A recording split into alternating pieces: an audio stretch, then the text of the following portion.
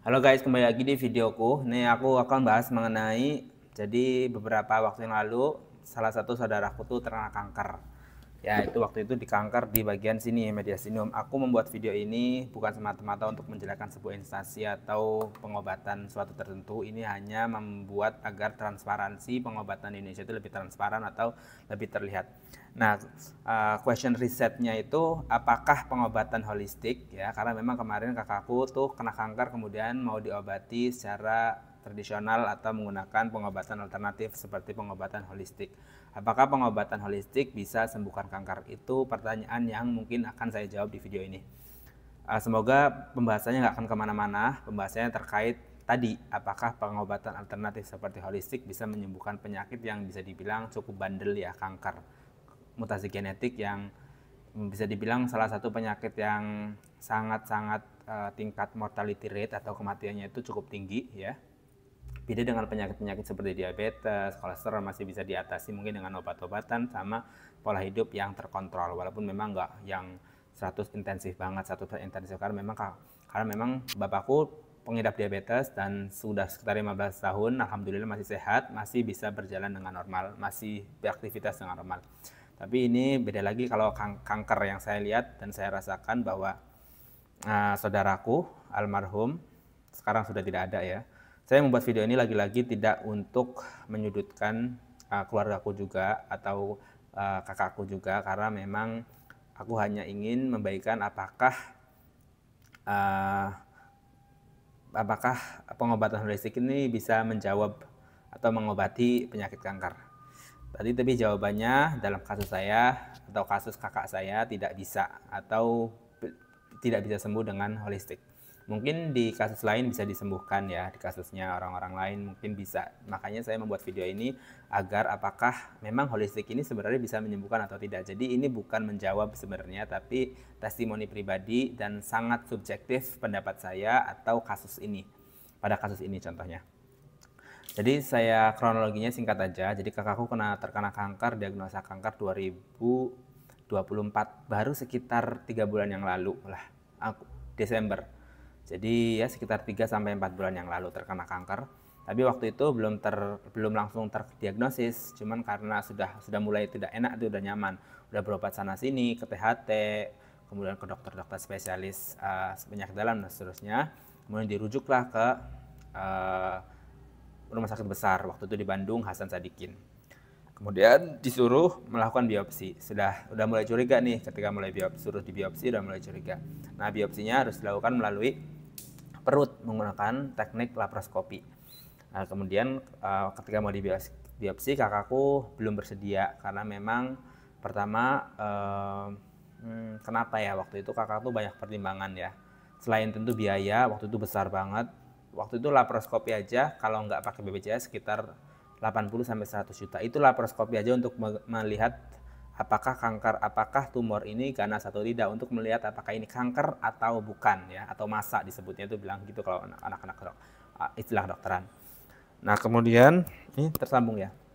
Kemudian kakakku nggak mau di biopsi lewat perut menggunakan metode laparoskopi. Kakakku tuh bukan orang yang menurut aku medis banget, bukan, karena memang bukan orang medis lah, jadi agak sedikit tabu dan sedikit ya khawatir tentang metode-metode seperti itu, kompleks, masuk ke perut, kemudian diambil jaringannya, diekstrak, kemudian dilihat. Kemudian kita cari lagi rumah sakit yang terdekat di daerah Cirebon. Kemudian hasilnya juga sama, memang bisa dibiopsi melalui sini ya, diambil sininya karena memang agak besar di sebelah sininya. Tapi dokternya bilang ini tidak menjamin 100% merefleksikan penyakitnya, mempresentasikan penyakitnya. Jadi bingung lagi, kalau nggak lewat sini itu tidak bisa merefleksikan atau mempresentasikan. Akhirnya bisa lewat sini, teman kakakku nggak mau karena ya nanti hasilnya juga percuma, buat apa.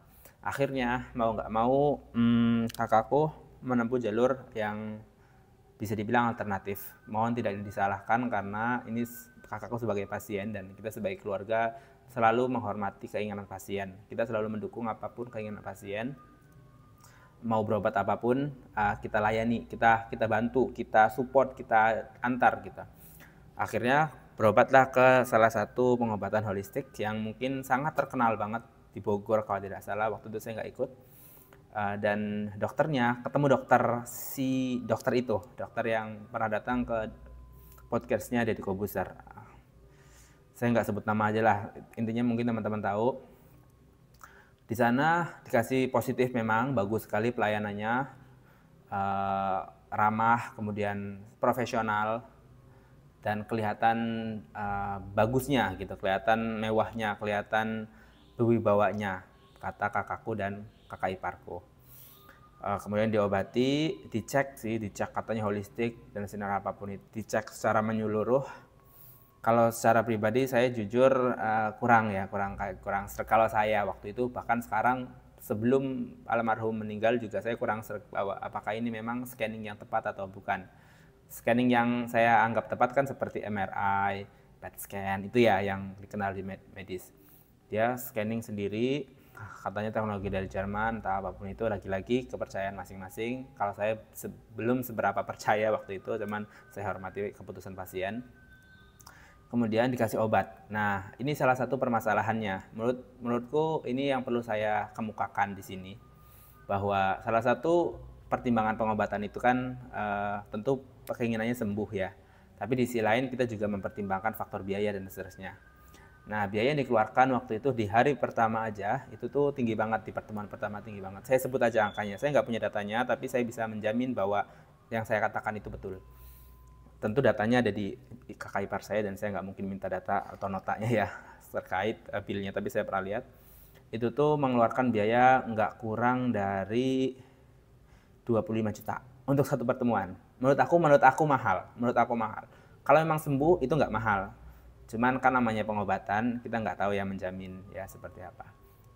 Jadi menurut aku itu mahal. Aku rinci aja, obatnya habis sekitar 21 juta. itu mind blowing banget sih menurut aku, harga obat kapsul. Dan yang saya sayangkan, dia obatnya ya alternatif ya, herbal kapsul racikan gitu. Dan lagi-lagi kita nggak tahu obatnya yang memproduksi siapa, yang bertanggung jawab siapa, PT-nya siapa. Lagi-lagi namanya alternatif tradisional, aku nggak bisa protes karena memang ini alternatif. Saya nggak bisa fotokan lagi, ada obatnya di rumah ibu saya, masih disimpan, mungkin dalam waktu dekat akan dibuang karena sudah sebulan lebih ya itu disimpan. Terus akhirnya lagi-lagi saya sebagai orang yang ya bukan orang yang medis, tapi juga sedikit kayak meragukan sebenarnya untuk pengobatan kanker yang memang harus intensif dilihat dan seterusnya. Akhirnya dikonsumsi, saya ingat selama 21 hari. Selama 30 hari itu habis, tapi kakakku gugur di angka 21 hari. Jadi kayak meninggal di angka 21 hari ya. Akhirnya sudah nggak ada, artinya hanya minum konsumsi 21 hari. Dan kita sebenarnya mau beli lagi, harus beli lagi, katanya selama 4 bulan ya. Jadi kalau teman-teman bayangin aja, kalau setiap pertemuan 20 juta kali 4, 80 juta. Lagi-lagi bukan angka atau nominal yang tersebut yang kita bisa kita ngerasa gitu loh. Tapi lagi-lagi pengobatannya kok jadi tidak transparan, ini obat apa terusnya. Itu yang sebenarnya saya sayangkan, lagi-lagi karena alternatif. Kemudian tanggal 21 kakakku nggak ada, meninggal. Akhirnya kita nggak beli lagi. Sebenarnya kita mau beli lagi online, bisa, katanya nanti online aja mas beli. Ibu saya namanya orang tua, emosional, pasti apapun dilakukan ya, entah itu mahal atau murah gitu obatnya. Dan itu treatment yang pertama, konsumsi obat-obatan. Dan selama 21 hari juga kita disinar terahertz.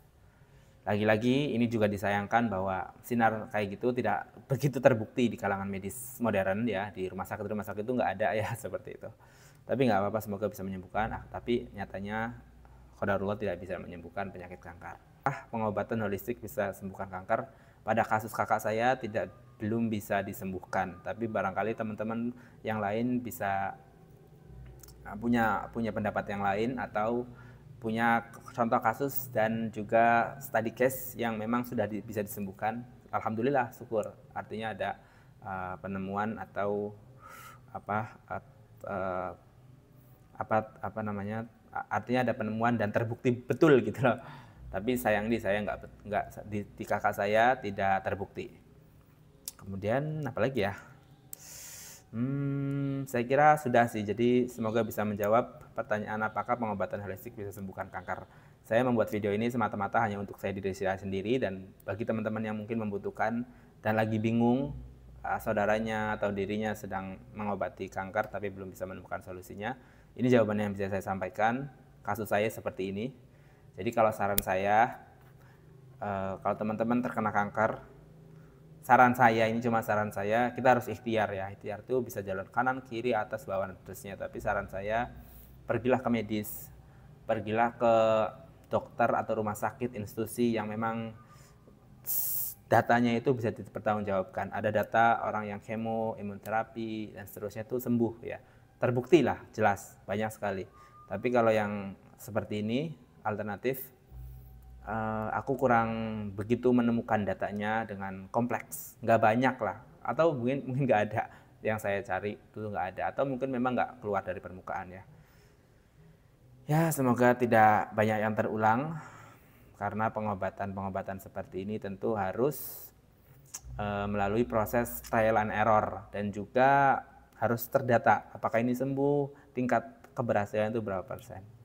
Yang saya sayangkan sebenarnya holistik ini menjanjikan kemarin kesembuhan, ini sembuh. Banyak ke pasienku yang kanker kayak gini, ditunjukkan fotonya, kemudian sembuh, kanker mulut sembuh, dan seterusnya. Ya itu yang disayangkan sih. Tapi semoga betul, tapi nggak tahu ya, kanker mulut disinar kayak gitu, makan minum obat sembuh, kan kita ya juga nggak tahu ya. Semoga benar. Lagi-lagi semoga benar, tapi ya lagi-lagi itu klaim sepihak. Jadi menurut aku kalau klaim sepihak atau institusi mengklaim bahwa ini bagus, tentu kita harus cross check. Orang lain yang perlu meng-cross check. Pasien lain yang pernah berobat di situ dan sembuh, dan tanpa dibayar, tanpa di endorse, tanpa disogok, yang memberikan testimoni yang harusnya asli seperti saya. Saya bisa menjawab video ini, saya yang buat tanpa ada paksaan, tanpa ada endorsan apalagi sama sekali. Saya simply membuat video ini sebagai catatan buat saya sendiri, reminder bahwa jangan memilih pengobatan seperti itu untuk kasus kanker. Untuk kasus lain mungkin bolehlah, diabetes, kolesterol, asam urat, mungkin masih bisa diatasi. Tapi kalau kanker itu mainnya tuh periodnya tuh cepat, golden time-nya tuh cepat. Sebulan 2 bulan nggak diatasi, kankernya menyebar, bisa mengancam nyawa, organ-organ rusak. Beda sama penyakit diabetes, bisa dikontrol, gula darah naik, bisa di apotek gampang lah ya. Tapi kalau kanker, saya rasa perlu tindakan yang memang serius dan juga terstruktur, dipantau secara intensif. Semoga membantu video ini. Lagi-lagi saya tidak menyudutkan pihak manapun, saya hanya memberikan testimoni secara subjektif, tanpa lagi-lagi intervensi dari pihak lain. Semoga membantu.